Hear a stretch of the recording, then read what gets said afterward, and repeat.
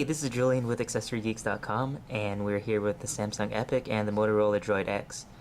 And what I wanted to do in this video is show the differences between Motorola's toned-down version of Moto Blur on the Droid X and Samsung's Touchwiz that they put on all their Galaxy S phones. So, I'm gonna power these up, or unlock them, so to say. So at first glance, what's most striking is the way Samsung has organized their apps. First, they give you this little dock down here, which does not have interchangeable icons, and they're just stuck there. You can't even move them around inside the dock, let alone put whatever you want there.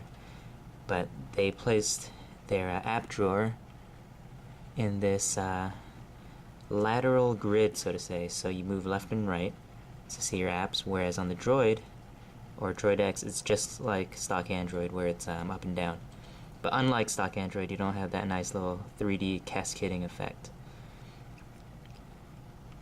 Another big difference is Samsung has this built-in task manager. So if you pull down the I'll get to that later, but if you press and hold the home button, you can run a task manager straight from this recently opened app screen.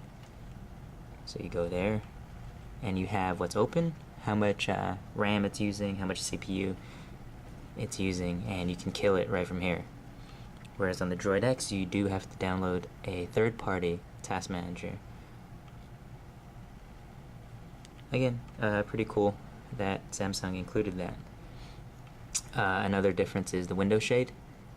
This is, on the Droid X, is a very standard Android window shade, whereas on the Epic, or on the Galaxy S phones, they have these shortcuts right here for Wi-Fi, Bluetooth, 4G on the Epic, and GPS. And this is actually really, it's coming pretty handy when I've been using this phone. And so it's nice to see that they've made that change. As far as home screens go, you have about the same. So you have 7 on the Droid X. Same with the Epic. You have 7 home screens.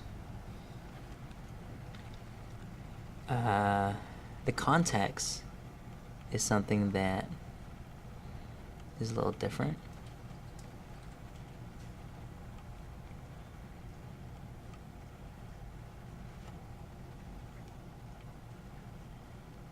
Seems like the Droid X uses the standard Android contacts, and the Epic uses a Touchwiz skinned contacts with an alphabetical nav on the right side. Text messaging is also quite different.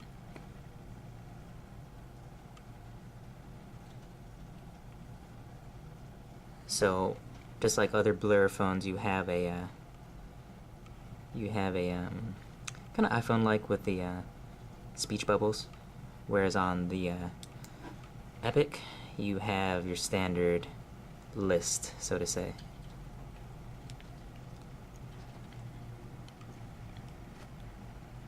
Take a look at the music apps.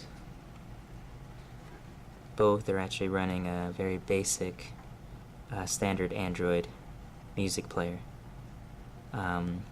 The Motorola Charm actually runs a connected music player, which uses TuneWiki to show song lyrics and everything like that, which is kind of cool. But that did not make its way to the Droid X.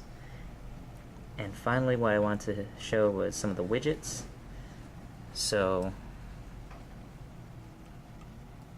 the contacts widget is one that's pretty cool on the Samsung Galaxy S phones. It's a little 3D scrolling list, and on the Droid X you have your just little thumbnails that have your contacts.